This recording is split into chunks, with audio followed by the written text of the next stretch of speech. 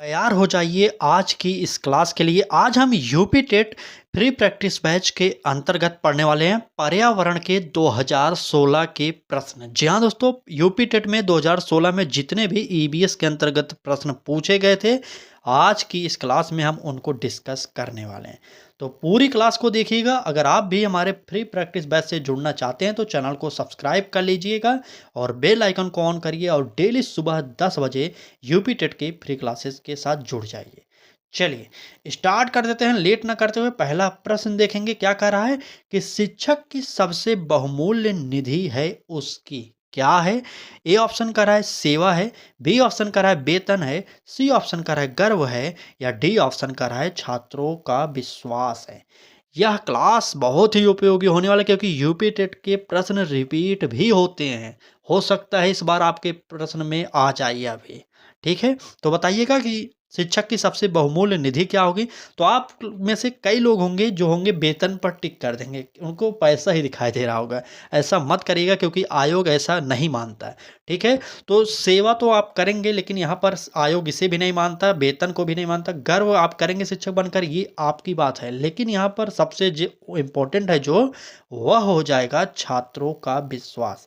अगर आप एक शिक्षक हैं, आप अच्छे से पढ़ाते हैं, अगर आपके ऊपर छात्र भरोसा करते हैं, विश्वास करते हैं, तो यह आपका सबसे बड़ा बहुमूल्य है। ठीक है, निधि है। ठीक है, आप समझते रहिएगा। चलिए, इसलिए इस प्रश्न का उत्तर आप लोग डी ऑप्शन टिक करिएगा। सेवा, वेतन, गर्व ये सब छोड़िए, ये सब बात की बात है, लेकिन जो आयोग उत्तर मानता है और जो पेपर में आएगा प्रश्न वो याद करिए। ठीक है, चलिए आगे बढ़ेंगे। अगला प्रश्न देखेंगे क्योंकि यहाँ पर क्लास की स्पीड इसलिए तेज कर रहे हैं ना, क्योंकि यहाँ पर 30 प्रश्न आज हम देखने वाले हैं। तो तैयार रहिए, पूरी क्लास को देख कर ही जाइएगा। अगला प्रश्न देख रहे हैं, कह रहा है कि परिकल्पना को बार बार परीक्षण करने से गलत नहीं पाया जाता तो वह एक क्या होता है। जब कोई परिकल्पना है बार बार की जाती है और वह परीक्षण जो है गलत नहीं पाया जाता तो क्या होता है, यही पूछा जा रहा है। ए ऑप्शन का रहा है सिद्धांत होगा, बी ऑप्शन का रहा है कानून होगा, सी ऑप्शन का रहा है खोज होगा, या डी ऑप्शन का रहा है मूल संकल्पना होगी। चलिए, तो बताइए यहाँ पर कौन सा उत्तर हमारा यहाँ पर सही होने वाला है। बिल्कुल सही। अगर कोई भी परिकल्पना परीक्षण बार बार की जाती है और सही होती है हमेशा, तो यही चल के आगे सिद्धांत में बदल जाता है। इस प्रश्न का उत्तर आप लोग ए करिएगा। ठीक है, कानून मत करिएगा, ए करिएगा, सिद्धांत बनता है। ठीक, चलिए अगला प्रश्न देखेंगे क्या कह रहा है। तो यहाँ पर कहा जा रहा है कि निम्नलिखित में से सबसे उपयुक्त शिक्षण विधि है। अब बताइए सबसे उपयुक्त शिक्षण विधि कौन सी है। ए ऑप्शन कह रहा है विचार गोष्ठी एवं श्रुतलेख, और बी ऑप्शन कह रहा है श्रुतलेख एवं दिया गया कार्य, सी ऑप्शन कह रहा है विचार गोष्ठी एवं कार्य योजना, और डी ऑप्शन कह रहा है व्याख्यान एवं श्रुतलेख। चलिए बताइए कौन सा उत्तर यहाँ पर हमारा सही हो जाएगा। सबसे बेस्ट आंसर की बात किया जाए तो विचार गोष्ठी एवं कार्य योजना। देखिए कि कोई भी काम करने से पहले कार्य योजना बनाते हैं, उस पर विचार भी करते हैं कि अगर ये नहीं हो पाया, इसमें ये गलती हो सकती है। तो यहाँ पर इसलिए हमारा उत्तर होगा जो वह हो जाएगा सी ऑप्शन सही। यहाँ पर हम सिर्फ प्रश्न और उत्तर इसलिए बताते हुए चल रहे हैं, ये बहुत पीछे का पेपर है, तो जल्दी जल्दी प्रश्नों को देखिए और रट लीजिए, याद कर लीजिए, क्योंकि प्रश्न रिपीट होते हैं यूपी टेट में। कई प्रश्न आपको मिलेंगे जब आप पेपर देने जाएंगे। जो लोग इससे पहले यूपी टेट दिए होंगे उनको तो पता है। अगर आप पहली बार बैठ रहे हैं, अगर आपको यूपी टेट से संबंधित कुछ भी जानकारी नहीं है तो जुड़ जाइए हमारे साथ। हम अपने हर एक क्लास में कुछ ना कुछ इंपॉर्टेंट बातें यूपी टेट से संबंधित बताते रहते हैं। ठीक है, क्योंकि UP TET, C TET, REET जैसी परीक्षाओं को पास किया है मैंने, तब आपको बता रहा हूँ। चलिए फिलहाल आगे आएंगे, अगला प्रश्न देखेंगे। निम्नलिखित में से कौन सी ग्रीन हाउस गैस नहीं है। ए ऑप्शन का है कार्बन डाइऑक्साइड, बी ऑप्शन का है नाइट्रस ऑक्साइड, सी ऑप्शन का है हीलियम, और डी ऑप्शन का है मीथेन। चलिए बताइए, बात करें ग्रीन हाउस गैस से तो ग्रह के वातावरण, जलवायु में परिवर्तन और अंततः भूमंडलीय ऊष्मीकरण के उत्तरदायी होती हैं, ये सब आप जानते हैं। ठीक है, अगर बात करें क्या ग्रीन हाउस गैस में सबसे ज़्यादा उत्सर्जन carbon dioxide, nitrous oxide, methane, chlorofluorocarbon, जलवाष्प, ओजोन, यही सब आते हैं। ठीक है, इन गैसों का उत्सर्जन आम प्रयोग के उपकरणों वातानुकूल जैसे फ्रिज, कंप्यूटर, स्कूटर, कार आदि से होता है। याद करिएगा, ग्रीन हाउस गैसें यहीं से निकलती हैं। तो यहाँ पर हमारा सबसे बेस्ट आंसर जो होगा, हि हीलियम जो है ग्रीन हाउस गैस नहीं होती, यह एक निष्क्रिय नोबेल गैस है। ठीक है? हीलियम यहाँ पर ऑप्शन में दिया गया है, बिल्कुल हीलियम निष्क्रिय गैस है और यह नोबेल गैस कही जाती है, इसे भी आप जानते रहिएगा। यहाँ पर हमारा सी ऑप्शन इस प्रश्न का सही हो जाएगा। आप लोग याद कर लीजिएगा। आगे बढ़ते हैं, अगला प्रश्न देखते हैं क्या कह रहा है। इससे पहले हमने यूपी टेट के 2018 के प्रश्नों को सॉल्व कराया, 2017 के प्रश्नों को, अब 2016 के प्रश्नों को। हम एकदम लास्ट में 2021 के प्रश्न को सॉल्व कराएंगे। ऐसा क्यों कर रहे हैं आप जानिए। अगर पहले ही हम आपको 2021 का सॉल्व करा देंगे तो आप वही पढ़ के छोड़ देंगे, मुझे पता है।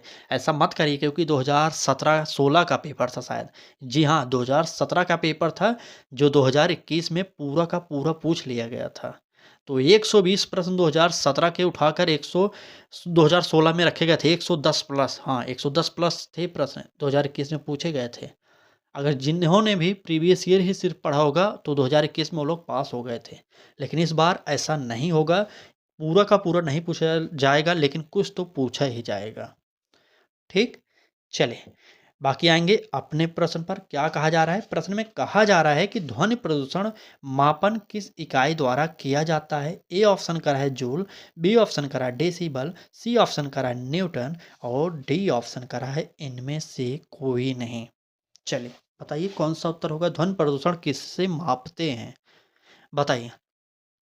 अगर बात करें ध्वनि प्रदूषण की मापन इकाई क्या होती है, तो वो होती है डेसिबल में। ठीक है, तो इसलिए हमारा उत्तर जो होगा यहाँ पर बी ऑप्शन सही हो जाएगा। अगर बात करें सामान्य श्रवण शक्ति कितने की होती है, तो बी 25। देखिए सामान्य डेसिबल में अगर बात करें, जो हम लोग सुनते हैं आम बोल चाल की भाषा में, वो होती है 25 से 30 डेसिबल। ठीक है, याद करिएगा।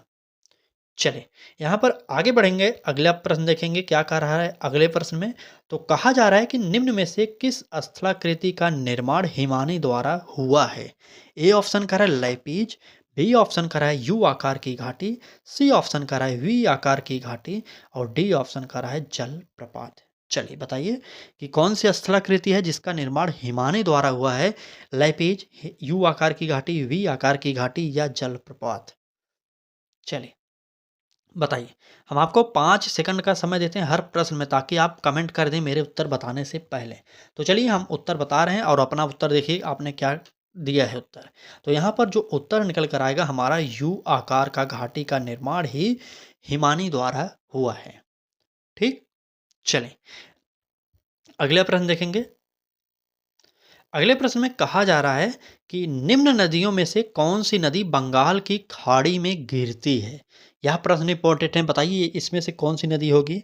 ए ऑप्शन का रहा है ताप्ती नदी, बी ऑप्शन का रहा है सुवर्ण रेखा नदी, सी ऑप्शन का रहा है नर्मदा नदी और डी ऑप्शन का रहा है सिंधु नदी। जल्दी से बताइए उत्तर क्या होगा। चलिए बंगाल की खाड़ी में गिरने वाली नदियों को बताइए। बिल्कुल सही, सुवर्ण रेखा या स्वर्ण रेखा नदी जो है बंगाल की खाड़ी में गिरती है। यह भारत के झारखंड राज्य में बहने वाली एक पहाड़ी नदी है। आप इसके बारे में इतना जानते रहिएगा। ठीक, यह रांची नगर में भी बहती है 16 किलोमीटर, यह भी जानते रहिए। तो यहाँ पर इस प्रश्न का जो उत्तर होगा, सुवर्ण रेखा नदी जो है बंगाल की खाड़ी में गिरती है। चलिए यहाँ पर इस प्रश्न का उत्तर जो होगा बी ऑप्शन सही हो जाएगा। और आगे बढ़ेंगे, अगला प्रश्न देखेंगे क्या कह रहा है। कहा जा रहा है कि मध्य प्रदेश में कौन सा शहर झीलों का शहर कहलाता है, बताइए। A option Bhopal, B option Ujjain, C option Indore और डी ऑप्शन ग्वालियर। जल्दी से बताइए कौन सा उत्तर यहाँ पर हमारा सही होगा। चलिए जल्दी बताइए, मध्य प्रदेश में कौन सा शहर झीलों का शहर कहा जाता है। तो बात करें मध्य प्रदेश में कौन सा शहर होगा झीलों का, तो भोपाल होता है। भारत का हृदय कहे जाने वाला मध्य प्रदेश, जानते हैं आप देश विदेश से वहाँ पर पर्यटन के लोग आते हैं। ठीक है, मध्य प्रदेश भारत का हृदय कहा जाता है। यह भोपाल में ही झीलों का शहर कहा जाता है, भोपाल को ही झीलों का शहर कहा जाता है और मध्य प्रदेश को भारत का हृदय कहा जाता है। ठीक, ये जानते रहिए आप। यहाँ पर जो भोपाल है, यहाँ पर बहुत सुंदर सुंदर झीलें हैं। आप एक बार अगर लाइफ में कभी भी घूमना चाहें तो भोपाल ज़रूर जाइएगा झीलों को देखने। ठीक है, चलिए इस प्रश्न का उत्तर जो होगा ए ऑप्शन सही होगा। चलिए आगे बढ़ते हैं, अगला प्रश्न देखते हैं।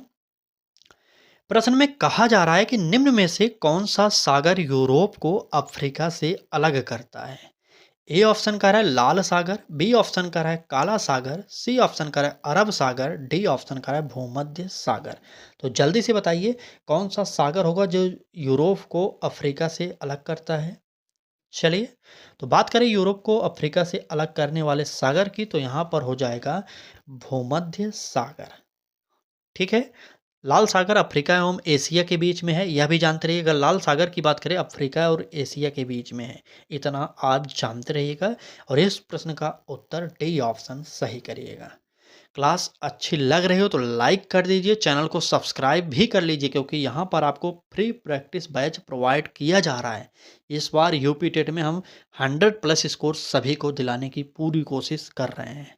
ठीक है, चलिए बाकी आप अगर हमारे साथ जुड़ेंगे तो आपको भी लाभ होने वाला है। ये प्रश्न तो सरल है, शायद आपने भी पढ़ा होगा। इसका उत्तर बताइए कि ओजोन दिवस कब मनाया जाता है, अंतर्राष्ट्रीय ओजोन दिवस आप बताइए। ए ऑप्शन कह रहा है 16 सितंबर, बी ऑप्शन कह रहा है 7 दिसंबर, सी ऑप्शन कह रहा है 30 मार्च और डी ऑप्शन कह रहा है 22 अप्रैल को। चलिए बताइए कब मनाया जाता है अंतर्राष्ट्रीय ओजोन दिवस।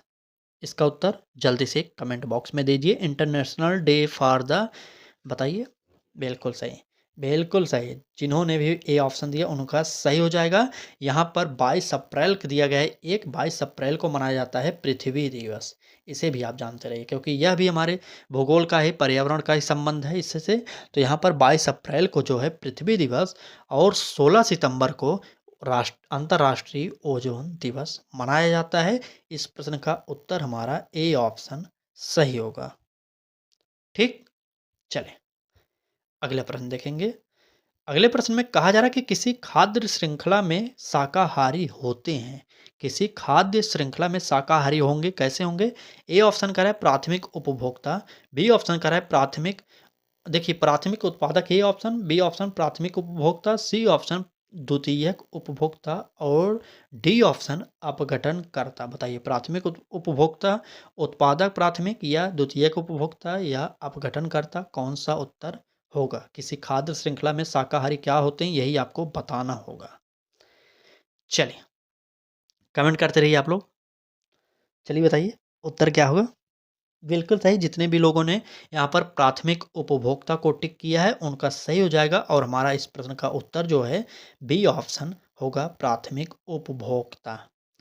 चलिए आगे बढ़ेंगे, अगला प्रश्न देखेंगे क्या कह रहा है। कह रहा है कि पारिस्थितिकी तंत्र के तत्वों के चक्रण को क्या कहते हैं। ए ऑप्शन कह रहा है रासायनिक चक्र, बी ऑप्शन कह रहा है भू जैव रासायनिक चक्र और क्या होगा सी ऑप्शन भूगर्भिक चक्र और डी इनमें से कोई नहीं। बताइए कि पारिस्थितिकी तंत्र के तत्वों के चक्रण को क्या कहेंगे, रासायनिक चक्र, जैव भू रासायनिक चक्र या भूगर्भीय चक्र।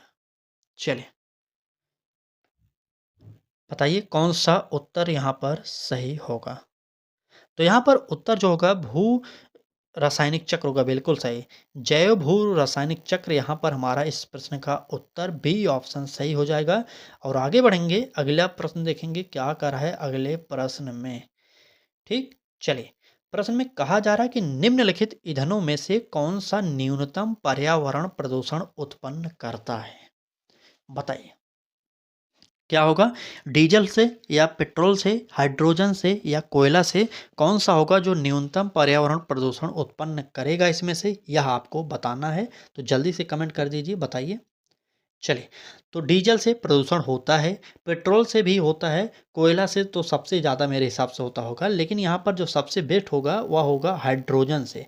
हाइड्रोजन से पर्यावरण प्रदूषण नाम मात्र होता है, ठीक है, नाम मात्र होता है। चलिए इसलिए इस प्रश्न का उत्तर हमारा सी ऑप्शन सही हो जाएगा। ठीक, क्लास कैसी लग रही यह भी आप कमेंट करके बताते रहिए। क्या आप इस बार पहली बार यूपी टेट देने जा रहे हैं या इससे पहले आपने दिया था, तो कितना नंबर था, आप कितने नंबर से फेल हुए या पास हुए, ये भी आप कमेंट करके ज़रूर बताइए। ठीक है, हमारे साथ जुड़ने के लिए आप सिर्फ चैनल को सब्सक्राइब करिए बस। बाकी हम आपके हर एक सवाल का, हर एक क्लास में अगर आप क्लास समाप्त होने के बाद कमेंट कर रहे हैं किसी भी समस्या से, किसी भी जानकारी के लिए, तो हम आपके कमेंट का रिप्लाई करते हैं। ऐसा मत समझिएगा कि हम नहीं करते, ठीक है। तो जितने लोग कमेंट करते हैं हम उनके कमेंट को भी पढ़ते हैं, अगर रिप्लाई लाए रहता है तो हम लायक कर देते हैं रिप्लाई, ठीक। ऐसा मत कहिए कि रिप्लाई नहीं करते, हम रिप्लाई करते हैं। अगर आप हमारे कई क्लासेस पे देखेंगे, जितने भी लोग हैं क्लास से संबंधित कोई भी जानकारी उनको चाहिए या यूपी टेट से संबंधित जानकारी चाहिए तो कमेंट करिए, हम आपके कमेंट का रिप्लाई करेंगे। कोई भी शंका होगा हम उसका समाधान भी करते हैं, ठीक। चलिए आएँगे अपने इस प्रश्न को देखेंगे क्या कह रहा है। तो कह रहा है कि संकटग्रस्त जंतु दैत्याकार पांडा कहाँ पाया जाता है? ए ऑप्शन कह रहा है ऑस्ट्रेलिया में, बी ऑप्शन कह रहा है भारत में, सी ऑप्शन कह रहा है चीन में और डी ऑप्शन ब्राज़ील में। जल्दी से बता दीजिए कि संकटग्रस्त जंतु दैत्याकार पांडा कहाँ पाया जाता है? चलिए, कहाँ पाया जाएगा? ऑस्ट्रेलिया, भारत, चीन या ब्राज़ील? बिल्कुल सही, चाइना में पाया जाता है, तो उत्तर हो जाएगा सी ऑप्शन हमारा इसमें सही हो जाएगा। ये प्रश्न देख रहे हैं, ये है पर्यावरण का प्रश्न यूपी टेट का। अगर आप भी यूपी टेट की परीक्षा को हल्के में ले रहे हैं ना, तो अभी भी समय है आपके पास, आप जाग जाइए, ठीक है? क्योंकि जो लोग हल्के में ले रहे थे ना, वो लोग 4-5 बार यूपी टेट दे चुके हैं, अभी तक पास नहीं हो पाए। ठीक है? तो हल्के मत लीजिए, क्योंकि आपको यहाँ पर अगर ओबीसी हैं तो आपको 82 नंबर लाना होगा कम से कम, और जनरल कैटेगरी में है तो आपको 150 में से 90 नंबर लाना होगा, ठीक? तो अभी तो आपको ये नंबर देखने में बहुत आसान लग रहे होंगे ना, लेकिन जिस दिन आप एग्ज़ाम में बैठ जाएँगे, उस दिन आपको पता चल जाएगा, ठीक है? उनसे पूछिए जो लोग 1-2 नंबर से फँस गए हैं, जिनका नंबर 81 नंबर हो गया या जिनका नंबर 89 नंबर हो गया जनरल वालों का, तो सोचिए इन लोगों से पूछिए 1 नंबर की कीमत क्या होती है, ठीक है? तो इसलिए हम अपने हर क्लास में आपसे यही कहते हैं कि आप पढ़ाई करते रहिए, क्योंकि परीक्षा चाहे जब हो उससे हमें मतलब नहीं, क्योंकि आपका एग्ज़ाम डेट आ चुका है, उसी के अंतर्गत कराएँगे ये लोग, ठीक? चलिए फिलहाल देखते हैं प्रश्न में, किस देश में क्रिसमस का त्योहार गर्मियों में मनाया जाता है? ए ऑप्शन कर रहा है जापान, बी ऑप्शन कर रहा है भारत, सी ऑप्शन कर रहा है ऑस्ट्रेलिया और डी ऑप्शन कर रहा है अमेरिका। चलिए बताइए किस देश में क्रिसमस का त्योहार गर्मियों में मनाया जाता है? तो हो जाएगा उत्तर ऑस्ट्रेलिया में जो है गर्मियों में मनाया जाता है। आप इसका उत्तर नोट करिए सी ऑप्शन, ठीक? सी ऑप्शन ऑस्ट्रेलिया सही हो जाएगा। आगे बढ़िए फटाफट देखेंगे प्रश्नों को। अगला प्रश्न होगा जो हमारा, गिर वन्य जीव अभ्यारण्य निम्न में से किस वन्य जीव का संरक्षण करता है? ए ऑप्शन हाथी, बी ऑप्शन सांप, सी ऑप्शन भालू और डी ऑप्शन शेर। अब बताइए कि गिर वन्य जीव अभ्यारण्य किस राज्य में है? चलिए सबसे पहले यही बताइए किस राज्य में है। बात करें इसे, यह किस राज्य में है, तो यह है गुजरात राज्य में, ठीक है। गुजरात राज्य में है, इसे नोट कर लीजिएगा। अगर पूछा जाए कि गुजरात राज्य के किस जिले में है, इसको भी मैं बता रहा हूँ। गुजरात लिख लिए, चलिए गुजरात राज्य के किस जिले में है, तो वो है जूनागढ़ जिले में, ठीक। जूनागढ़ जिला है एक, वहाँ पर है यह गिर वन्य जीव अभ्यारण्य। यहाँ पर एशियाई शेर पाए जाते हैं। भारत में एशियाई शेर सिर्फ यहीं पर पाए जाते हैं, इसलिए हमारा यहाँ पर उत्तर जो होगा डी ऑप्शन शेर सही हो जाएगा, ठीक। डी ऑप्शन में शेर सही होंगे। चलें अगला प्रश्न देखेंगे क्या कह रहा है। अगले प्रश्न में कहा जा रहा है कि निम्न में से कौन सी प्राकृतिक वनस्पति मरुस्थलीय प्रदेशों में पाई जाती है? ए ऑप्शन करा है महोगनी, बी ऑप्शन करा है कैक्टस, सी ऑप्शन करा है चंदन और डी ऑप्शन करा है इनमें से कोई नहीं। चलिए बताइए इनमें से कौन सी वनस्पति है जो मरुस्थलीय प्रदेशों में पाई जाती है? तो उत्तर होगा कैक्टस, ठीक है। उत्तर हो जाएगा कैक्टस, यहाँ पर बी ऑप्शन हमारा सही हो जाएगा। चलिए नहीं देखिए, कई चैनलों पर आप देखते होंगे वो लोग भले लिखते हैं कि 30 प्रश्नों की प्रैक्टिस सेट। हम आपको नाम नहीं ले सकते उन चैनलों का, नहीं तो हम आपको नाम लेकर दिखा देते हैं कि कई चैनल वाले हैं जो थंबनेल में लगाएँगे 30 प्रश्नों की प्रैक्टिस, लेकिन वहाँ पर आपको 20 प्रश्न कराएँगे और 1 घंटे लेक्चर मारेंगे। हम आपसे एक निवेदन करेंगे, ऐसे चैनलों से बच के रहिएगा। ठीक? यहाँ से भी आपको कुछ लाभ नहीं मिलेगा। जब आपको प्रश्न प्रीवियस ईयर पढ़ना है तो आपको लेक्चर सुनने की क्या ज़रूरत है?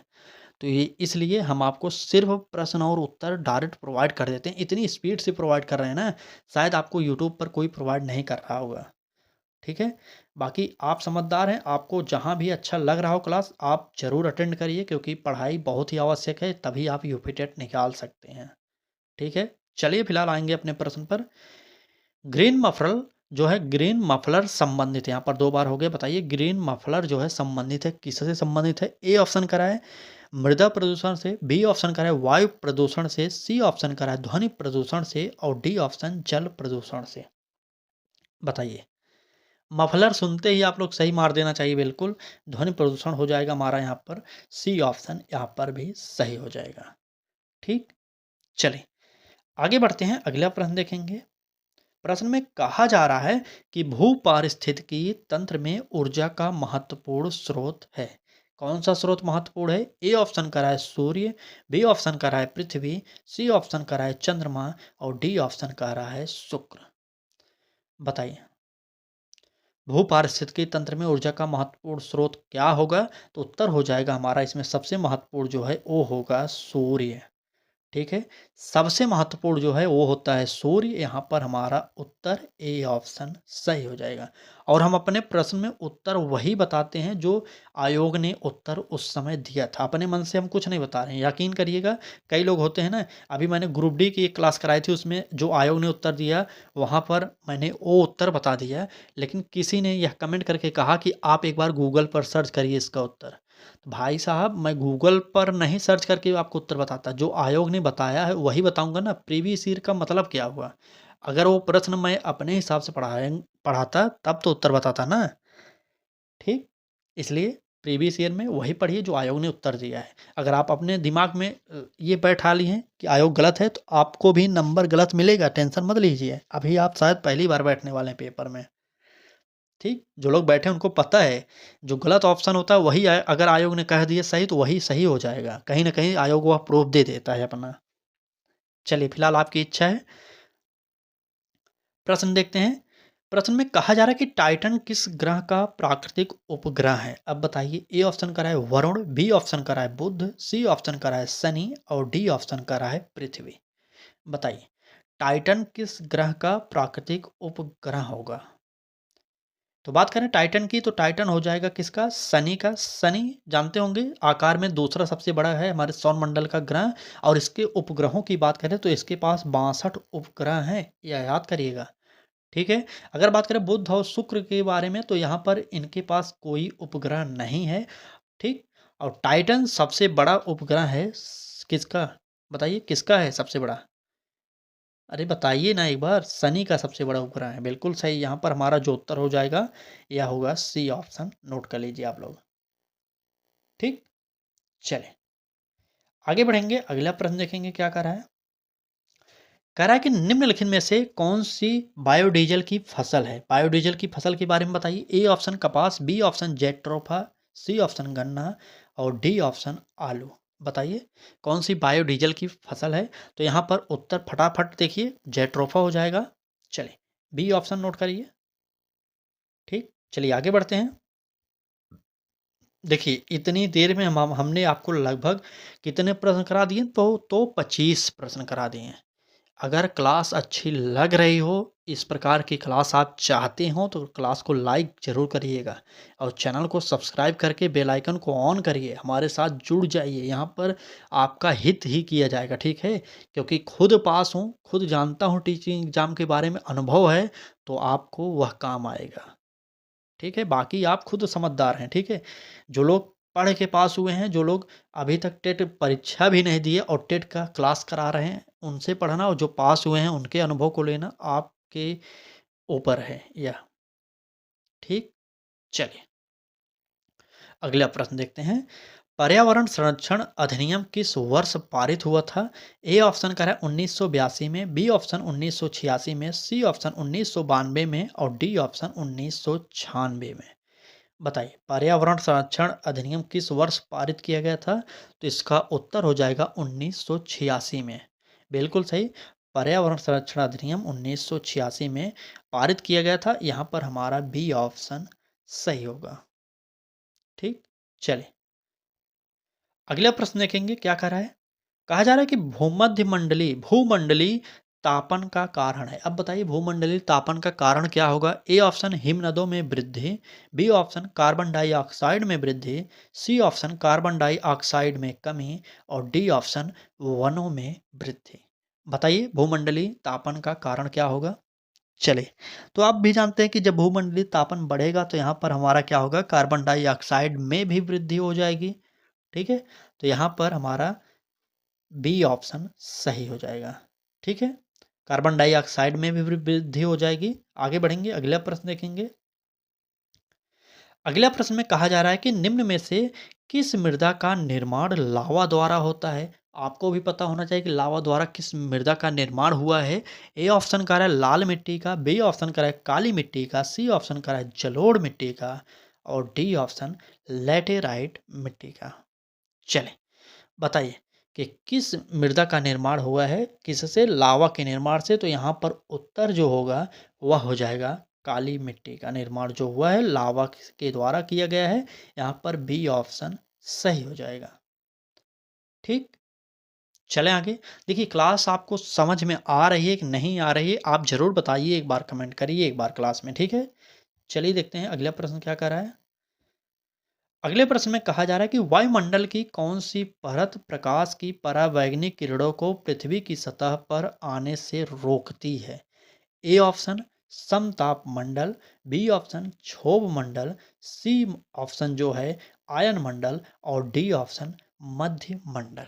चलें, बताइए इस प्रश्न का उत्तर क्या आप कमेंट बॉक्स में देंगे, आपके लिए छोड़ दें, बताइए।